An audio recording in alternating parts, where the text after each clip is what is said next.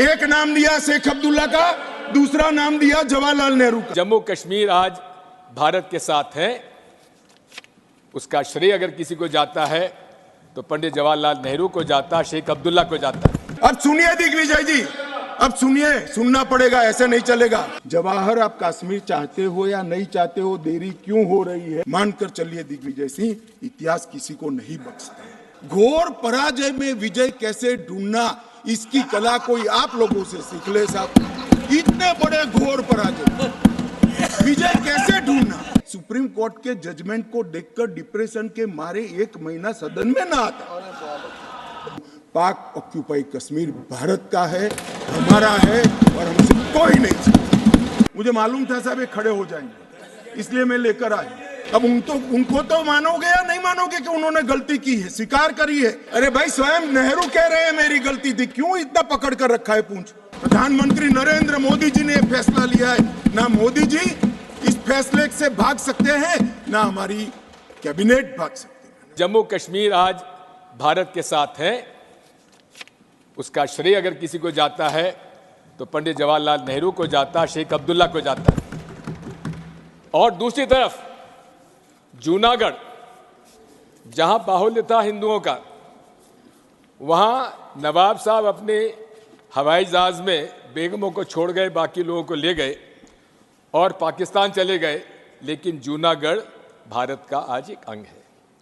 आप कितना ही अमित शाह जी पंडित जवाहरलाल नेहरू जी के बारे में कुछ भी कहें, लेकिन एक बात मैं आपसे कहना चाहता हूं, अगर आज जम्मू कश्मीर और विशेषकर जम्मू कश्मीर वैली आज भारत का अंग है, उसका एकमात्र श्रेय किसी को जाता है तो पंडित जवाहरलाल नेहरू पर विश्वास था शेख अब्दुल्ला का, जिसकी वजह से आज कश्मीर वैली हमारे साथ है। ये भी बात समझ लीजिए, पीडीपी के नेता महबूबा जी को आज हाउस अरेस्ट करने का क्या कारण है? ऑनरेबल होम मिनिस्टर, ये खड़ा हुआ हूं, सुबह एलजी ने साहब ने स्पष्टता कर ली है, वो जहां जाना चाहे हम सिक्योरिटी भी देंगे, जा सकती है। अब जबरदस्ती कोई बाहर नहीं ले जा सकता, कोई हाउस अरेस्ट नहीं हुआ है, मैं रिकॉर्ड पर कहना चाहता हूं। घोर पराजय में विजय कैसे ढूंढना, इसकी कला कोई आप लोगों से सीख ले साहब। इतने बड़े घोर पराजय विजय कैसे ढूंढना, इसका कोई अभ्यास वर्ग साहब रखना चाहिए साथ में, ये बहुत बड़ी कला है।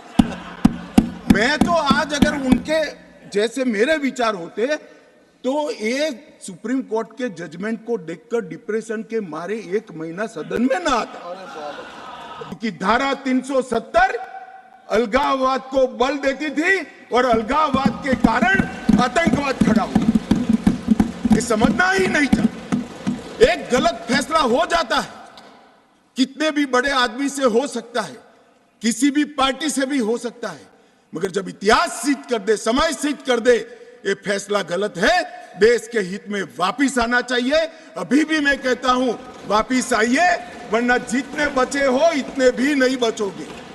पाक ऑक्यूपाई कश्मीर भारत का है, हमारा है और हमसे कोई नहीं चाहता। दिग्विजय की कहते थे संवेदनशील अप्रोच होना चाहिए, संवेदनशीलता होनी चाहिए। SC ST के प्रति संवेदना से ही ये निर्णय हुआ है। पहले जो 7 सीटें थी SC की, उसको हमने बरकरार रखा और ST की सीट 0 थी, क्योंकि धारा 370 परमिट नहीं करती थी, अब परमिट करती है। 9 सीटों को रिजर्व कर दिया।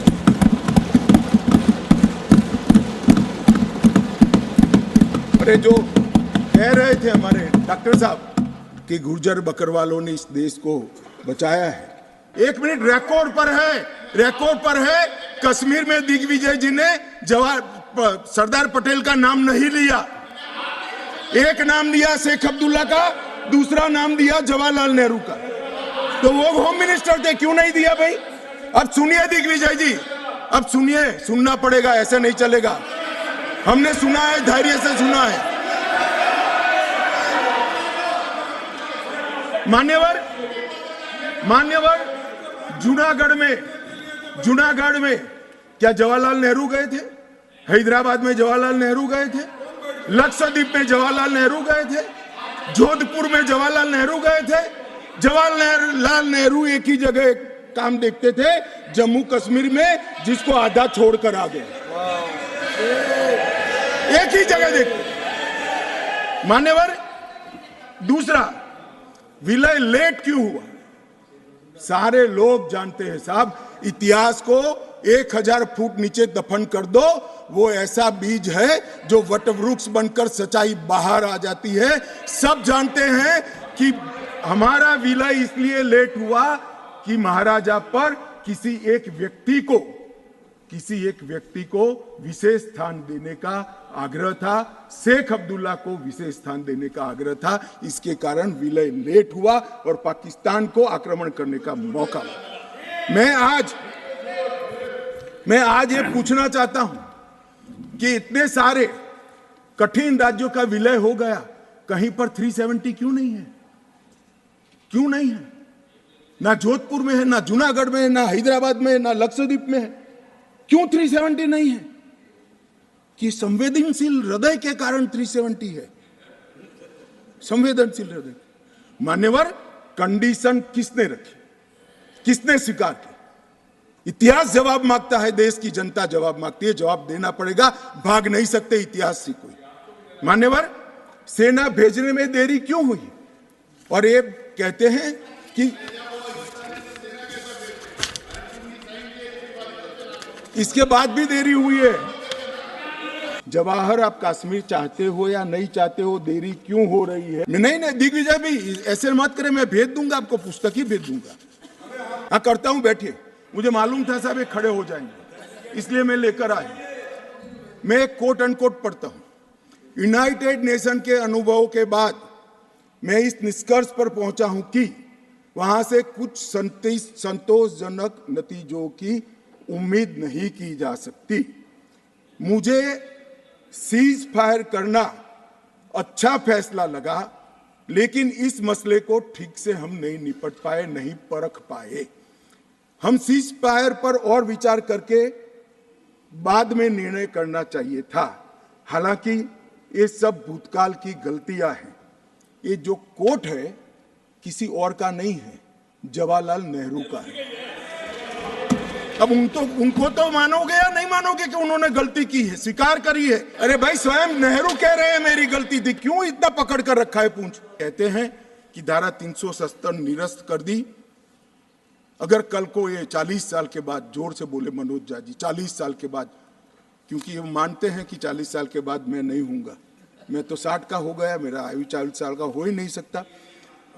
वो कहते हैं 40 साल के बाद इतिहास पूछेगा तो कौन रिस्पॉन्ड? मैं बताता हूं, 2 सदी तक अगर धारा 370 का फैसला गलत है तो मेरी सरकार का है, मेरा फैसला। प्रधानमंत्री नरेंद्र मोदी जी ने फैसला लिया है। ना मोदी जी इस फैसले से भाग सकते हैं, ना हमारी कैबिनेट भाग सकते हैं। और इतिहास, मेरी बात आज भी मानकर चलिए दिग्विजय सिंह, इतिहास किसी को नहीं बख्शता है।